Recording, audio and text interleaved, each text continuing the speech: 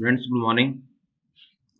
बाल साधना फैमिली की online classes में आज हम class 10th science book chapter 19 biodiversity and it's conservation, Hindi में कहेंगे जैव विविधता के टॉपिक इम्पोर्टेंस ऑफ बायोडाइवर्सिटी, जैव विविधता का महत्व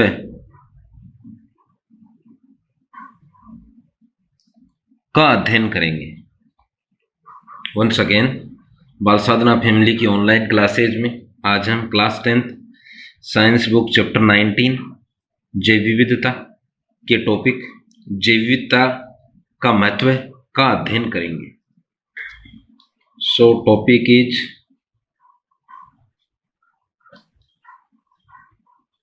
इम्पोर्टेंस ऑफ बायोडाइवर्सिटी, जैव विविधता का महत्व।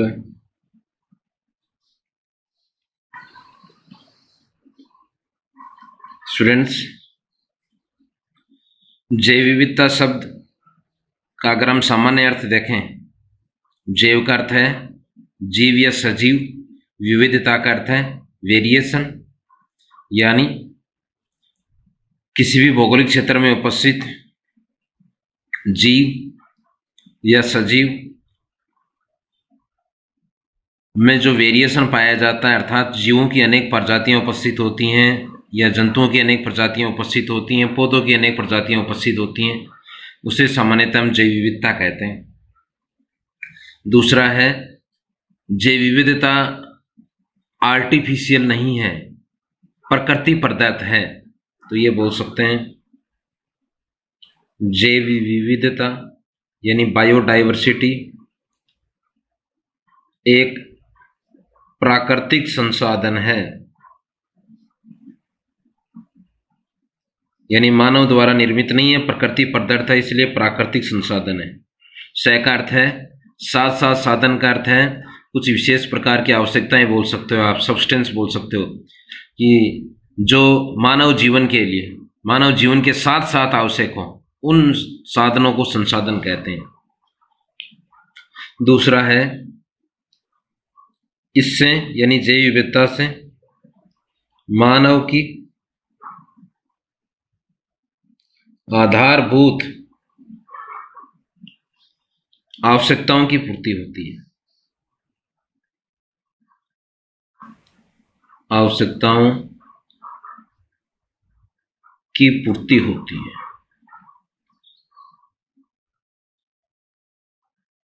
नेक्स्ट है जैव विविधता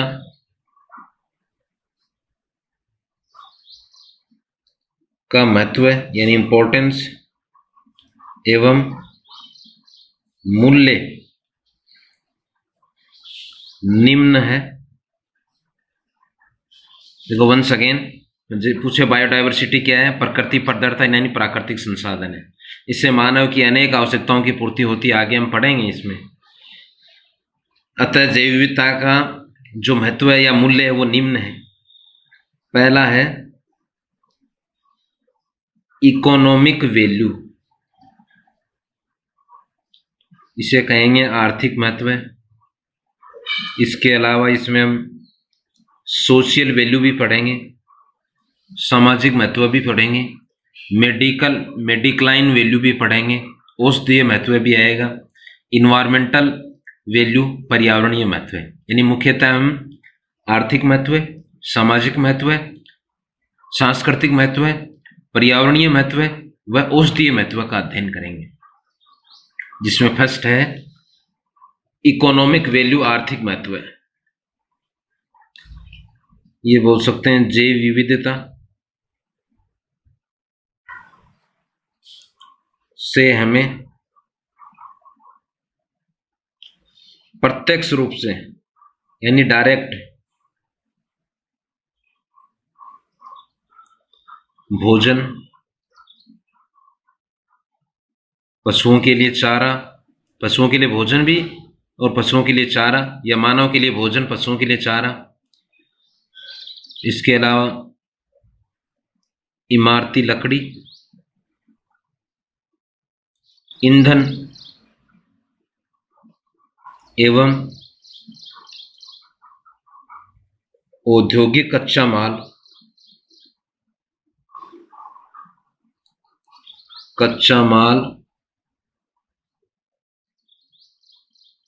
आदि प्राप्त होता है। औद्योगिक कच्चा माल करता है जैसे शुगर केन का पौधा है, गन्ना का, उससे शुगर बनाई जा सकती है, गुड़ बनाया जा सकता है, शक्कर बनाई जा सकती है, वो शुगर केन है, या उससे निकलने वाला जो तरल है, फ्लूइड है, वो कच्चा माल है। नेक्स्ट है, वर्तमान परिप्रेक्ष्य में अगर हम देखें, निरंतर जनसंख्या बढ़ रही है, बढ़ती जनसंख्या के लिए खाद्यान्न की आपूर्ति सामान्यतः इन सामान्य पादप की किस्मों से नहीं की जा सकती है, इसलिए जैविकता का उपयोग कर रोग रोधी व कीट रोधी किस्मों का विकास किया जा रहा है। नेक्स्ट है, जैव विविधता का उपयोग कर कीट रोधी व रोग रोधी, यानी ऐसी किस्में जो रोगों से संक्रमित नहीं होंगी, पहले ही उनमें जीन डाल दी जाती हैं, कीट भी उन्हें हानि नहीं पहुंचाएंगे, कीट जैसे ही वहां फूड ग्रहण करेंगे या हानि पहुंचाएंगे, उनमें कुछ विशेष प्रकार के रसायन जो कीट को हानि पहुंचाएंगे, कीट मृत हो जाते हैं। वंस अगेन, जैविकता का उपयोग कर कीट रोधी व रोग रोधी फसलों की किस्मों का विकास किया जा सकता है या किया गया है। किस्मों का विकास किया जा रहा है।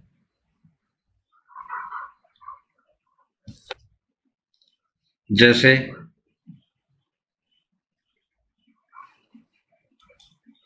जापान में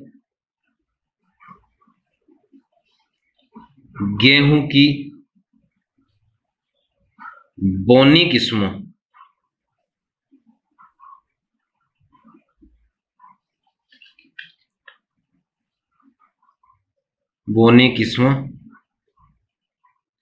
का विकास किया गया है, जो कि नारिन 10 है। ये पूछा जा सकता है कि गेहूं की किसी एक किस्म का नाम बताइए जो कि कीट रोधी हो, रोग रोधी हो, उसका नाम है नारिन 10।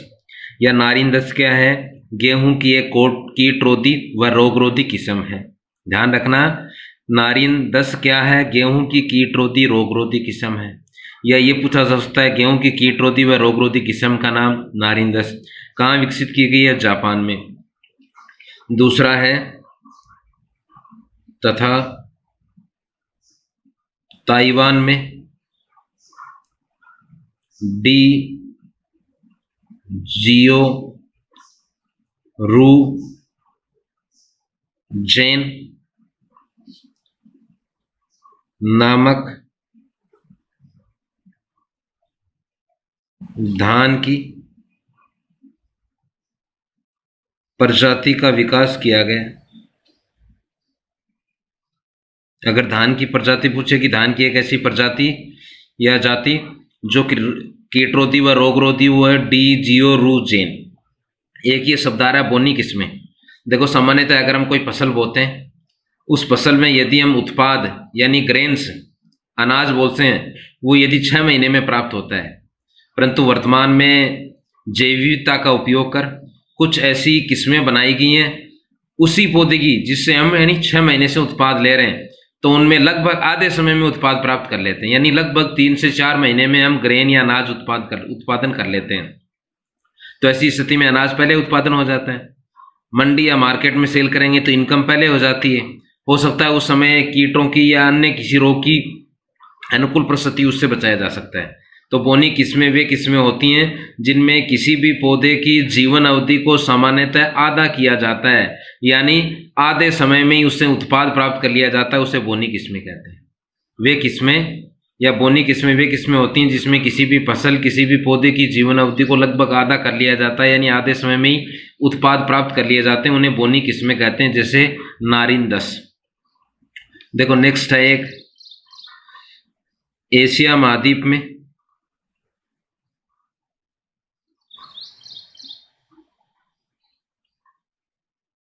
ग्रासी स्टंट विषाणु, एक विषाणु अभी चर्चित है, मानव से संबंधित है वो, कोरोना वायरस। उसी प्रकार ये पौधों का है, वो भी धान से संबंधित है। विषाणु ने धान की फसल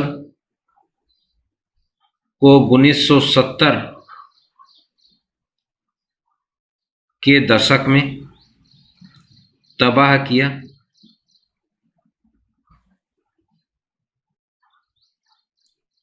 तब उत्तर प्रदेश, या ये बोल सकते हैं पूर्वी उत्तर प्रदेश में जंगली धान की प्रजाति, जंगली धान की प्रजाति ओराइजा निवेरा धान की प्रजाति, वो भी कौन सी, जंगल धान की प्रजाति का नाम पूछ सकता है, ये धान है, भी ध्यान रख लेना। धान से उक्त रोग, यानी ये ग्रासी स्टंट विषाणु उक्त रोग की प्रतिरोधक क्षमता विकसित की गई, प्रतिरोधक क्षमता विकसित की गई। एक और महत्व हम ले सकते हैं, कुछ पौधों के बीजों से, किससे, सीड से जैव ईंधन बनाया जाता है, बायोफ्यूल बोलते हैं, जैसे पेट्रोल डीजल वैसे फ्यूल बनाया जाता है, बनाया जा सकता है। अतः इन पौधों को बायो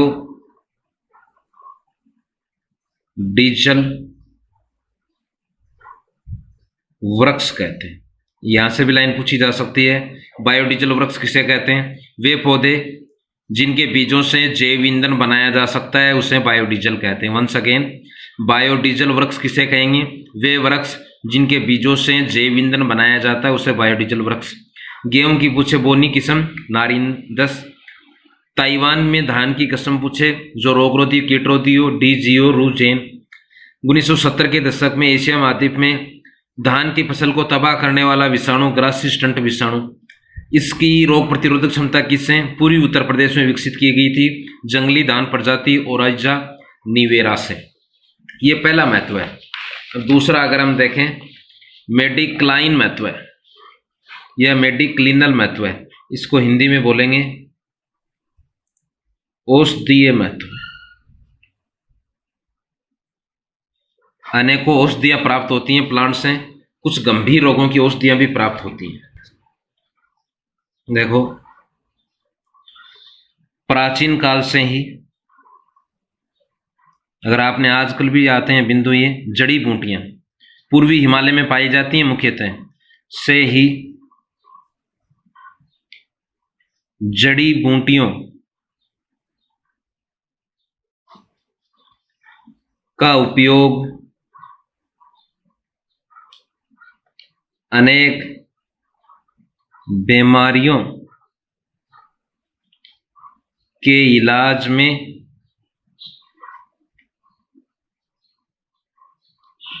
किया जाता रहा है। वर्तमान में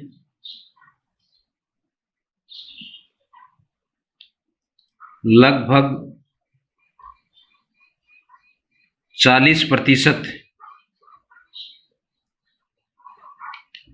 औषधियों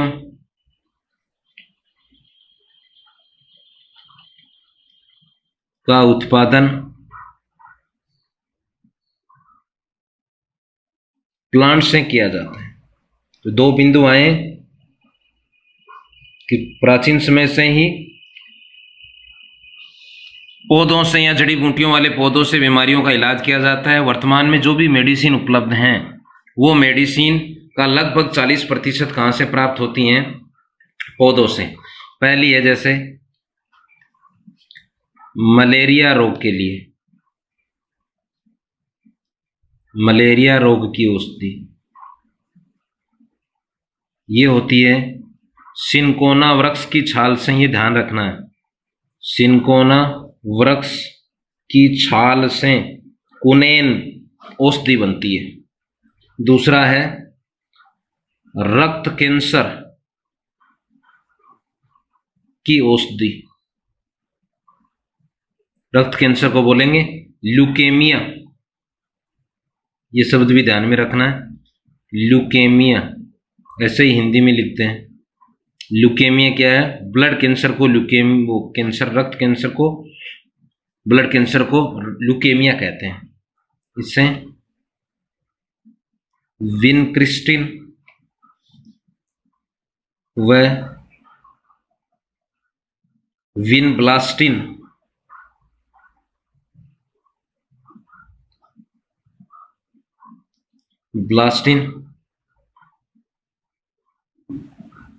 पौधों से औषधि प्राप्त की जाती है, या ये बोल सकते हैं इनका उपचार होता है। तीसरा है कैंसर, ये पौधा भी ध्यान में रखना है, टेक्सस बकाटा वृक्ष से।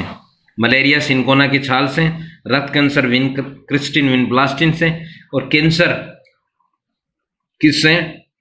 टेक्सस बकाटा से। अगला है हाई ब्लड प्रेशर, उच्च रक्तचाप, ये होता है सर्पगंधा से, जिसे बोलते हैं, इसका जो वनस्पति का नाम है वो है राउ फेलिया सर्पेंटाइना से। तीसरा जो है वो है पर्यावरणीय महत्व, इंग्लिश में क्या बोलेंगे? इन्वायरमेंटल वैल्यू, पर्यावरणीय महत्व। अब पर्यावरणीय महत्व इसके कई हैं। पहला है, आगे चैप्टरों में हम पढ़ेंगे, खाद्य श्रृंखला का संरक्षण। प्रत्येक जीव द्वारा खाए या खाने जाने की जो प्रवृत्ति उसे खाद्य श्रृंखला कहते हैं। जैसे पौधे से भोजन प्राप्त करता है चूहा, चूहे से भोजन प्राप्त करता है बिल्ली, बिल्ली से कुत्ता। ये जीवों की एक श्रृंखला है, जिससे एक जीव दूसरे जीव से भोजन प्राप्त करता है, उसे खाद्य श्रृंखला कहते हैं। दूसरा है पोषक चक्र, कि पौधों से जैसे ही कोई भोजन प्राप्त होगा किसी जीव द्वारा, चूहा से बिल्ली, बिल्ली से डॉग, डॉग से लॉयन, यदि इनकी प्राकृतिक मृत्यु होगी तो इनमें जो पोषक तत्व वो कहाँ मिश्रित होंगे? मृदा में, और वहां की वनस्पति वापस क्या कर लेगी? उन पोषक तत्वों का अवशोषण कर लेगी। तो पोषक चक्र का नियंत्रण। तीसरा है पर्यावरण प्रदूषण का निस्तारण, कि वातावरण में यदि कुछ ऐसे रसायन हैं उनका निस्तारण भी इसके द्वारा किया जाता है। जैसे अगर हम देखें सदाबहार पौधे द्वारा, पौधा है सदाबहार, द्वारा ट्राई नाइट्रो टालुइन विषैला रसायन है, ये बोल सकते हैं, घातक विस्फोटक है। ये घातक विस्फोटक का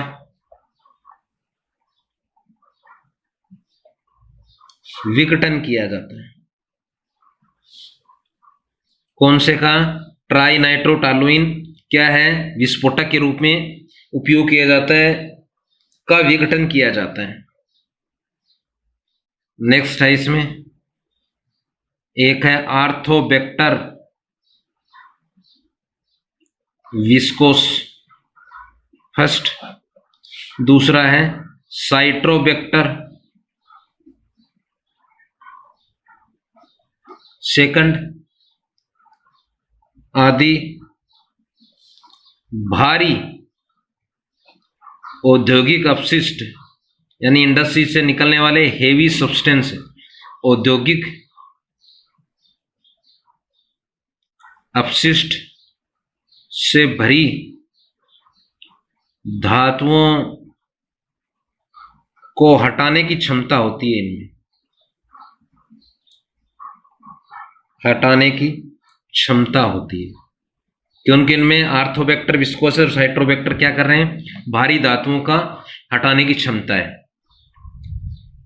अगला है राइजोप्स ओराइजिस, पौधा ही है, क्या नाम है, राइजोप्स ओराइजिस। कवक में थोरियम रेडियो एक्टिव पदार्थ है, यूरेनियम ये भी रेडियो एक्टिव पदार्थ है, रेडिएशन निकल सकती है बोल सकते हैं।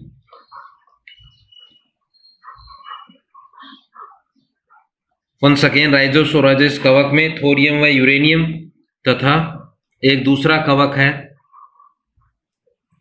पेनिसिलियम, जिससे पेनिसिलिन मेडिसिन भी बनती है, क्राइसिजीनम में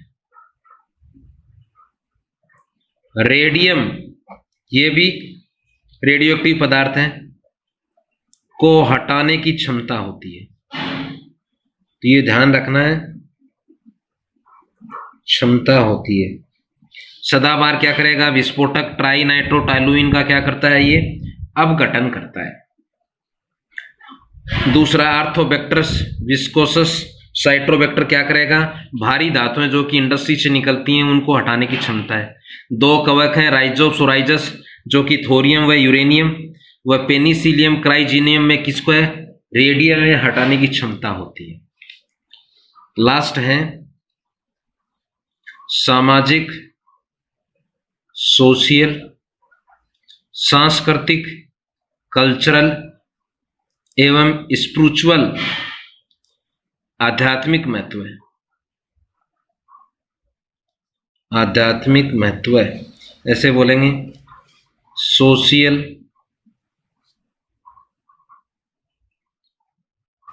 कल्चरल एंड स्पिरिचुअल वैल्यू।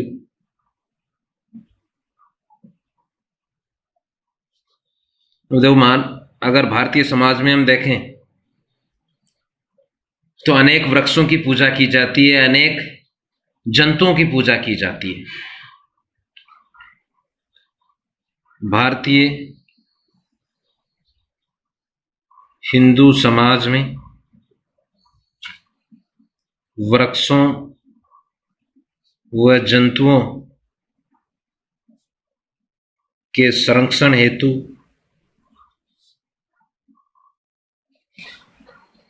विभिन्न फेस्टिवल्स पर इनकी पूजा की जाती है। जैसे दशहरा जो फेस्टिवल है उस पर खेजड़ी की पूजा की जाती है। अलग अलग कुछ देवी देवता हैं, उनकी वाहन के रूप में अनेक अनेक जीव जंतुओं को वाहन के रूप में जाना जाता है, अलग अलग देवता के रूप में। यानी ये जैव विविधता के संरक्षण के लिए है, जैव विविधता के संरक्षण के लिए अनेक वृक्षों व जंतुओं की पूजा की जाती है। नेक्स्ट है संयुक्त राष्ट्र संघ,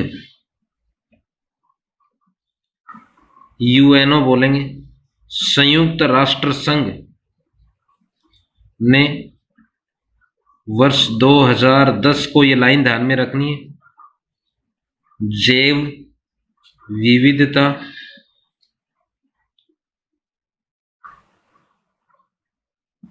वर्ष घोषित किया। कौन सा घोषित किया? जैव विविधता वर्ष, या ये बोल सकते हो अंतर्राष्ट्रीय जैव विविधता वर्ष घोषित किया।